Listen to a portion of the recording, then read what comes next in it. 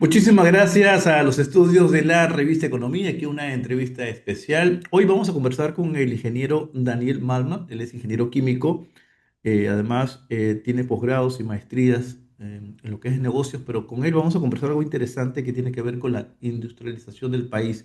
Y es que él forma parte de la Comisión Nacional de la Industrialización del País por parte del Colegio de Ingenieros del Perú. Con él vamos a tocar varios temas. Además, como docente de la Universidad Mayor de San Marcos, tiene una clara apreciación de lo que es hoy en día la industria en nuestro país. Bienvenido, señor Malva, bienvenido a la revista Economía. ¿Qué tal? Buen día, Juan Carlos. Todo un gusto de estar por acá contigo. Bien, sí, la oportunidad de hoy conversar estos minutos, ingeniero, tiene que ver justamente la industrialización del país, un país que tiene muchos vertientes y sobre todo los sectores que abarca la industrialización de una mejor porvenir en nuestro querido Perú. Le doy las gracias por esta oportunidad y empezaremos primero. eh, este estudio que usted ha realizado o forma parte de esta comisión. ¿En qué consiste esta Comisión Nacional de la Industrialización en el país? Particularmente esta comisión tiene como objetivo expresar y proponer al país, a través del Estado, del Ejecutivo o al sector privado, que la industrialización en nuestro país es totalmente posible, técnicamente y bajo una decisión de política de Estado, seguramente.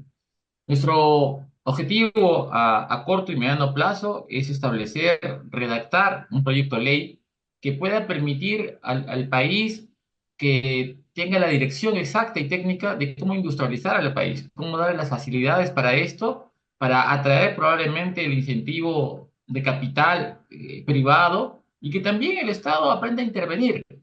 El Estado tiene que entender que los países desarrollados son países industrializados, ¿no? Tenemos a Singapur, tenemos a China, todos ellos han podido desarrollar y prosperar sus pueblos a través de esto. Principalmente la industrialización ha servido bastante para convertir a los países en países desarrollados. Ahora, ¿esta es una comisión nacional recientemente creada o anteriormente existía y no se le ha dado el valor adecuado para tomar en cuenta a los protagonistas pues, de este tema?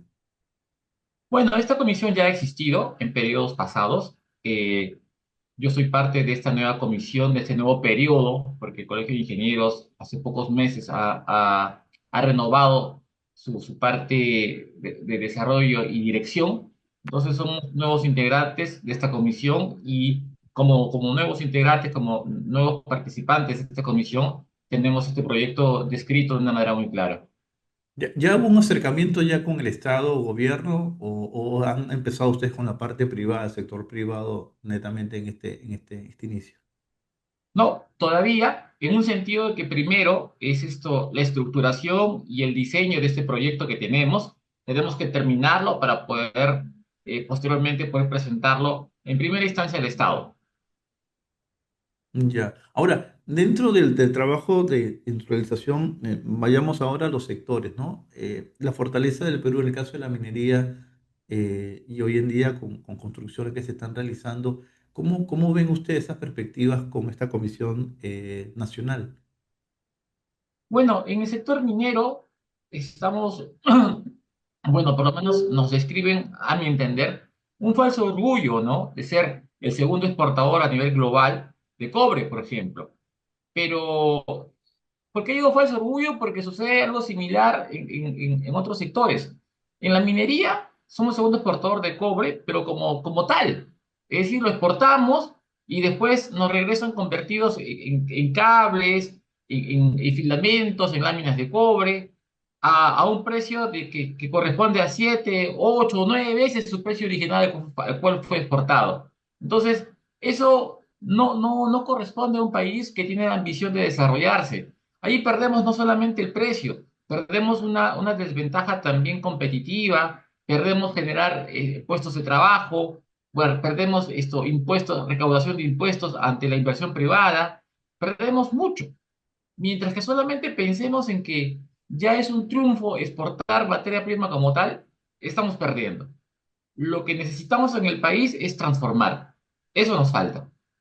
Ahora, dentro de su experiencia como importador también, como empresas que ha creado usted, vamos de cinco o NSI o Blackstone Transport, todas estas empresas que usted ha creado ya tiene una experiencia, pues que un baraje de oportunidades. ¿Qué es lo que usted observa en la realidad peruana? ¿Cuál sería el primer paso justamente para no caer en esto de la importación que se lleva nuestra materia prima y viene ya condensado en un producto que vale 10 veces más? Sí, pues, esto, la infraestructura nacional que puede dejarse ver a través de carreteras, de puertos y demás aspectos de infraestructura, deberían servir para facilitar que el país pueda transformar. Como usted menciona, alguna de mis empresas se dedica a la importación. Yo importo insumos químicos para poder comercializarlos a nivel nacional y regional. Pero basta eso. Es decir, yo importo hasta algunos productos que han sido transformados, por ejemplo, cuando nosotros vendemos el gas natural a otros países, después nos los devuelven en fertilizantes. Y es penoso, pero ¿qué nos queda? A mí me hubiera agradado más comprar localmente esos fertilizantes a través de la petroquímica que podríamos transformar en gas natural y obtenerlo, a estar importándolo, porque allí los que ganan más son esas empresas que refinan el gas y lo transforman en fertilizantes. Y, por ejemplo, el gran proyecto del megapuerto de Chancay está sirviendo más para eso, para exportar nuestras materias primas y solamente importar productos terminados, es decir, darle un margen de ganancia a empresas de otros países y no a nuestro propio país. Y, y bueno, dígame. No, no, le estaba justamente recordando algunas cosas que tienen que ver justamente el talento, ¿no? La mano de obra peruana en conseguir esa materia prima. Hablaba de nuestros campos, la parte agroindustrial, y que es muy lamentable lo que usted comenta de que todo este proceso se pierde con el simple hecho de vender el producto o la materia prima y listo, ¿no? A pesar del proceso que tiene desde que está en el campo hasta el que comercializa a través vamos a decir, de la aduana, la producción. Pero todo esto no revierte a que el peruano no ha sacado provecho. Usted ve unas perspectivas de que sí hay espacio para todos. Sí, claro. Lo que pasa es de que, por ejemplo, hablando del agroindustrial, en el último año nos venden la idea de que debemos estar súper orgullosos de que el Perú ha ocupado el primer puesto en exportador de arándanos, por ejemplo, a nivel global. Estamos en segundo lugar en exportación de paltas. Pero nuevamente pasa lo mismo, exportamos la materia prima y luego nos regresan en conservas, en deshidratados, en jaleas, con un precio de 8 o 9 veces su precio que exportamos. Y nuevamente se transforma en el extranjero y vuelve como producto final acá y perdemos mucho. Es decir, el país no entiende que nosotros podemos transformar toda esa materia prima generando empleo, generando más impuestos, recaudación, generando una transformación verdadera y al consumidor directo, al ciudadano peruano, que le podría costar mucho menos una conserva, un deshidratado, de que lo compara con los productos importados. Eso es lo lamentable, eso es lo que lamentablemente pasa en la agroindustria, en la minería, como también hemos conversado, que simplemente exportamos materia prima. Ya deberíamos dejar eso y transformar nuestros productos para convertirlos en productos finales acá en nuestro país. ¿De dónde radicaría la falla? ¿Es por parte del Estado que tiene el control o la parte privada que tiene el producto? Todo cambio, toda decisión parte del país, es decir, del Ejecutivo. Son políticas de estados que deben cambiar.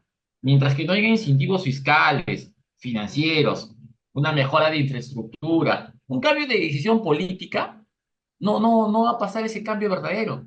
Mire usted en China desde el año 93 hasta la actualidad ha cambiado. Ellos crecen un 10% anual aproximadamente. Esto cambió en el 93 con Xi Jinping, el primer presidente ingeniero electricista, que gobernó hasta el 2003. Después Hu Jintao, otro ingeniero hidroeléctrico, que también cambió y generó la primera o la más grande planta hidroeléctrica allá en China. Y bueno, en la actualidad Xi Jinping, que es un colega, que es ingeniero químico, que mantiene la industrialización en su país y le sigue permitiendo crecer de esa manera y se ha convertido obviamente, en el horizonte de la industrialización a nivel mundial. Así crece un país con industrialización. Nosotros, mientras no tengamos esa posición, esa decisión ejecutiva, o los políticos de los últimos 50 años cambien o intervengan verdaderamente los técnicos en esto, no veo un cambio significativo o verdadero para que también el desarrollo industrial se desarrolle en nuestro país. Sí, recientemente la presidenta Dina Boluarte, bueno, sigue su gira hacia Asia. Recientemente Japón firmó unos contratos cerca de 17.300 millones de dólares. Está incluido la parte de transporte, que es lo que veo una de las fortalezas del cual Japón está aprovechando justamente su tecnología. ¿Considera que en la área de transporte Perú está débil, no solamente por el caos vehicular que vemos aquí en Lima, sino el traslado de justamente los insumos, el material con el cual se te lleva a diferentes ciudades y también la exportación? El transporte es indudablemente un área, un sector que no ha sido tomado en cuenta, considero yo, en toda la parte industrial. No, estamos muy súper atrasados comparado a otros países en varios aspectos. En el aspecto de combustible, todavía trabajamos con energía no renovable, seguimos contaminando el parque automotor, en infraestructura, en carreteras. Necesitamos, usted habla de la congestión vehicular, y es cierto, perdemos demasiado tiempo vehicularmente, necesitamos mayor infraestructura, mayores carreteras. Y en el tema internacional, en el tema de comercio exterior, los puertos, tenemos que desarrollar más puertos. El puerto de Chancay lo hablan como una mega obra, un megaproyecto en nuestro país, en la región. Probablemente lo sea acá, pero no para los chinos. En China tienen el puerto de Chancay, el puerto más grande del mundo, que mueve millones de toneladas, porque así se mide el comercio o el tráfico en comercio exterior. Millones. Acá en Perú recién estamos en las 20.000 toneladas con Chancay. Imagínense, o sea, estamos lejos. Necesitamos totalmente la decisión política de cambio en ese sentido. El viaje, los contratos, la firma de inversiones que haya podido desarrollar la presidenta Dina Boluarte en Japón es significativo, pero lo significativo es que verdaderamente se ejecute, no solamente que quede en firma de contratos. Ahora, usted como docente universitario, ¿cómo ve el estudiantado? ¿Cómo están los chicos, los estudiantes que cursan las carreras de ingeniería, sobre todo en una universidad importante como es la San Marcos? ¿Qué es las perspectivas de ellos? Ellos son los emergentes empresarios y posiblemente también talento con el cual pues, el país pueda salir adelante. ¿Qué es lo que usted ve en las aulas de clase? Felizmente todavía veo idealismo. Pero ese es un común denominador en muchas generaciones por las cuales por los que hemos pasado por universidades nacionales. Lo que regularmente pasamos por universidades nacionales, vivimos con el idealismo de cambiar a nuestro país, de aportar significativamente con nuestra profesión al cambio del desarrollo de nuestro país. Esta generación tiene ese entusiasmo, vive con la idea de poder terminar pronto su carrera universitaria, de poder ejercer, aportar a sí mismos, a sus familias, al cambio significativo de estilo de vida, pero también al país.